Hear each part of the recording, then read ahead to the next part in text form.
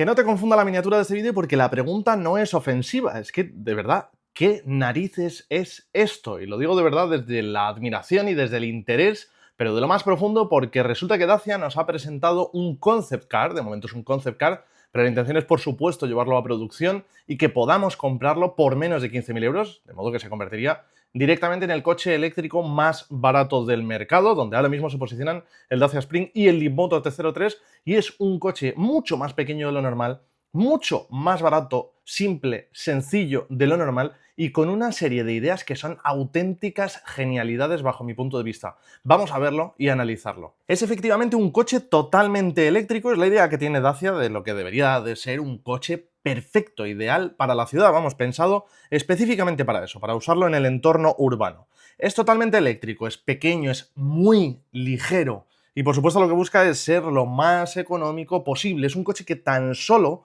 mide 3 metros de largo y sorprende, realmente sorprende mucho el espacio que tiene en su interior, pero es que se han utilizado, como digo, soluciones realmente ingeniosas. Son 3 metros de largo, 1,55 metros de ancho y 1,53 metros de alto. Probablemente te llamarán la atención elementos como ese capó tan perfectamente recto, ese techo tan perfectamente recto y, por supuesto, los laterales que parecen paredes y la parte frontal que también tiene un parabrisas muy pero que muy recto.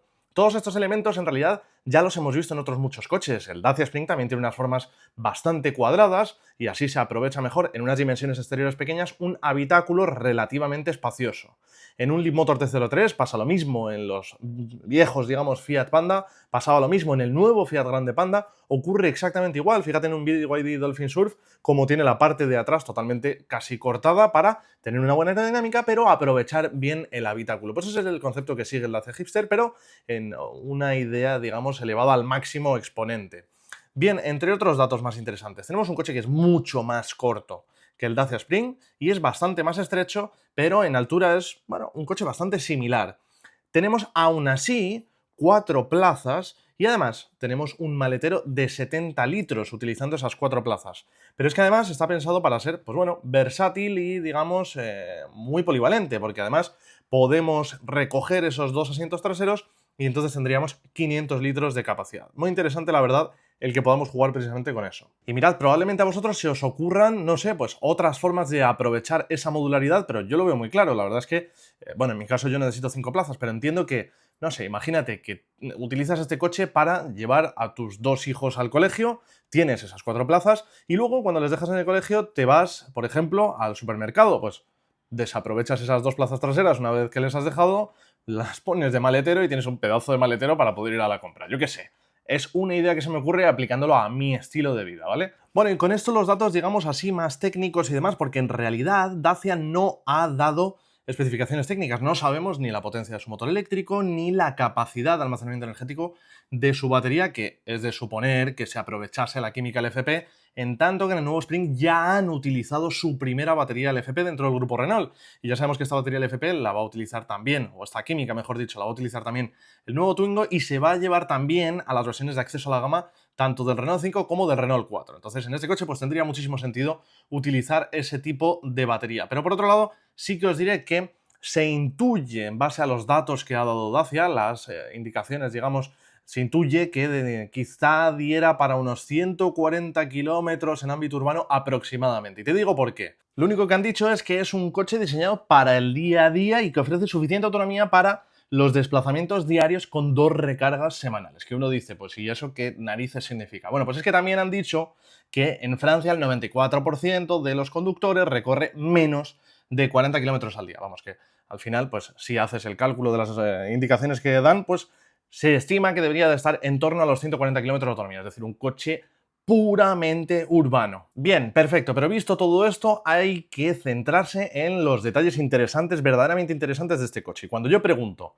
¿qué narices es esto? Pues es que ese es el problema, que es algo que no existe, porque no es un cuadriciclo pesado y no es tampoco un turismo convencional. Es una nueva categoría de coche eléctrico que propone Dacia y que de hecho Europa está estudiando. Sería algo así como un turismo convencional, pero con los permisos de los cuadriciclos pesados recortando en hadas y en otras cuestiones que a priori en ciudad no son tan necesarias. Muy interesante esto, pero por otro lado hay que destacar distintos elementos que la verdad es que me parecen auténticas genialidades por parte de Dacia. Y es que si te fijas en ese curioso diseño, vas a ver que, por ejemplo, los faros no son unos faros convencionales, son directamente la placa de diodos LED completamente desnuda, completamente destapada. Bueno, verás, a que me desmonetiza YouTube el vídeo por decir esta palabra.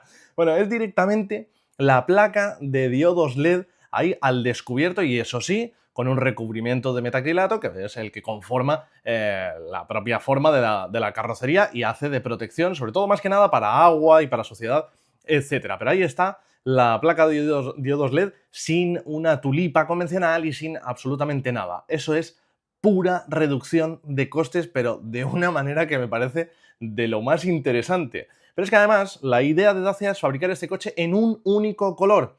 Otra forma de reducir costes. Sin embargo, dejar que ciertos elementos sí se puedan configurar porque al fin y al cabo son, digamos, piezas modulares de plástico que se pueden insertar y quitar con clips o cualquier tipo de fijación sencilla. Entonces eso es muchísimo más fácil fabricarlo para que, oye, cada cliente pueda tener, digamos, su personalización.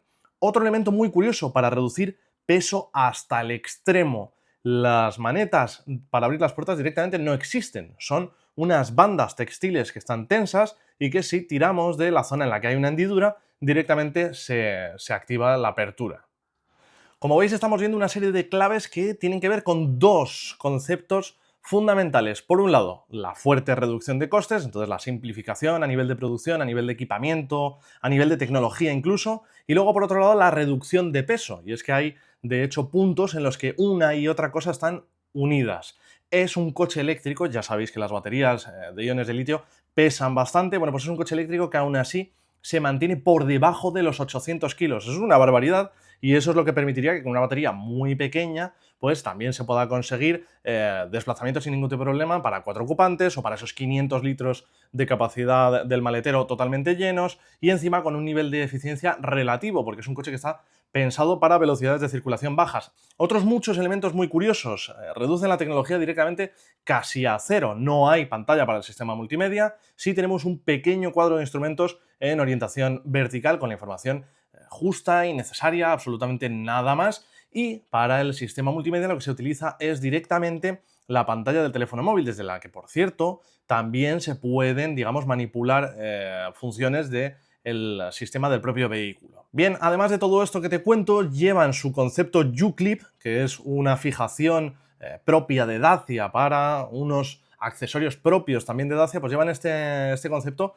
también al extremo, porque podemos ver que, por ejemplo, no tiene sistema de aire acondicionado. Bueno, pues te venden, digamos, por separado una especie de pequeño ventilador que se fija y, ojo, porque lo llevan al extremo, digo, porque hasta ahora se había utilizado solo esa fijación propia de la marca, ese clip, pero es que ahora ese clip va con alimentación de electricidad, de modo que efectivamente se pueden plantear elementos como, por ejemplo, un altavoz que se alimenta de la batería del coche y que se fija en ese clip, un ventilador que se fija ahí y se alimenta de la batería del coche, etcétera, ¿no? Bueno, un concepto muy interesante. Podéis ver en el interior también que los asientos, por ejemplo, los delanteros, solo tienen una especie de malla que a mí me recuerda a estas sillas de oficina más modernas, ¿no? Que solo tienen esa malla textil tan ventilada que evidentemente tiene muy poco peso, un confort mucho más bajo, una sujeción mucho más baja, etcétera, pero que para un coche de uso urbano en principio debería ser suficiente. Ese tipo de asientos permiten reducción de costes, permiten reducción de peso y además en los dos casos de una manera muy significativa. Y además permiten ocupar mucho menos espacio en el habitáculo, restar mucho menos espacio en el habitáculo para el uso y disfrute de los ocupantes. En fin, de verdad, os animo a que veáis todo el material que hay sobre este vehículo porque es una propuesta, un concepto muy interesante y es una de esas pocas veces en las que vemos cómo los diseñadores, ingenieros, etcétera, todo el equipo de desarrollo de un coche plasma sus ideas y las podemos ver ahí en un estado totalmente verde, inmaduro y absolutamente conceptual. Y a mí personalmente eso me parece una genialidad. La mayor parte de las cosas que muestra este coche seguro que no llegarán a producción de esta misma manera, sino que tendrán que experimentar una serie de cambios muy relevantes. Ahora bien, es muy interesante ver por dónde van los tiros, hacia dónde apuntan y cuál es la apuesta de Dacia para plantear un coche eléctrico mucho más barato que las opciones que hay a día de hoy. Y también te diré, eso sí, menos de 15.000 euros, que suena muy bien porque además es un precio antes de ayudas, pero hay que ser muy sinceros, muy honestos y muy claros. ¿Pagarías por este coche eléctrico, por ejemplo, 14.000 euros? Yo personalmente no, pero entiendo que sí que puede cubrir la necesidad de mucha gente y que sí que puede encajar con el gusto de mucha gente. Si te ha gustado este vídeo, pues ya sabes, suscríbete, déjalo un like y nos vemos a la próxima.